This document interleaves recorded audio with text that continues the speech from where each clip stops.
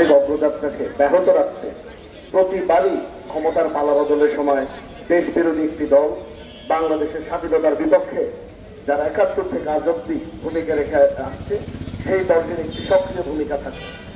সেই সক্রিয় ভূমিকায় তারা ৮৬-তে ছিল, তারা ৯৬-তে ছিল, তারা ২০০১-এ ছিল, তারা ২০০৬-এও ছিল এবং পরবর্তীতে ২০১৪ এবং ১৮ সালেও তাদের একই ধরনের ভূমিকা ছিল।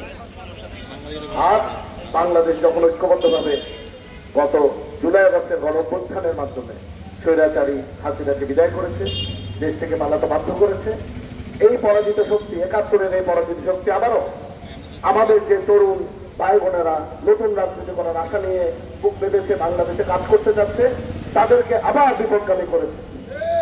তাদেরকে বিপদগামী করে তারা চায় বাংলাদেশ রাজনৈতিক নেতৃত্ব শূন্য থাকুক, তারা চায় বাংলাদেশের তরুণ তরুণীরা বিভ্রান্ত হোক যাতে বাংলাদেশ একটি অস্থিতিশীল রাষ্ট্রে পরিণত হয়।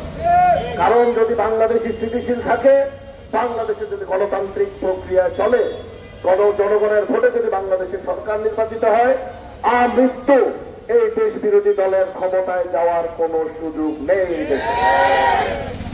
আমি বাংলাদেশের জনগণকে আহ্বান জানাবো এই দেশ বিরোধী শক্তির বিরুদ্ধে আপনারা ঐক্যবদ্ধ হন এবং আমাদের যারা তরুণ ভাই বোন আছেন, যারা জুলাই গণঅভ্যুত্থানে যে ছাত্র ছাত্রীরা অংশগ্রহণ করেছেন তার একটি অংশের যারা নেতৃবৃন্দ যারা নিজেদেরকে রাজনীতিতে সম্পৃক্ত করতে চাচ্ছেন, আপনাদের প্রতি আহ্বান জানাই, রাজনীতি হচ্ছে গণমানুষ নিয়ে জনগণের সাথে উঠা বসা করে জনগণকে সাথে নিয়ে জনগণ বিবর্জিত কোন রাজনীতিতে নিজেদেরকে সম্পৃক্ত করবে না। বিশেষ করে যদি স্বাধীন বাংলাদেশের স্বাধীনতা সার্বভৌমত্ব বিশ্বাস করেন, অবশ্যই অবশ্যই অবশ্যই ৭১-এর পরাজিত শক্তি থেকে নিজেদেরকে দূরে রাখবেন। এই আহ্বান জানিয়ে এবং এই জাসাসকে ধন্যবাদ জানিয়ে আজকের বক্তব্য শেষ করছি।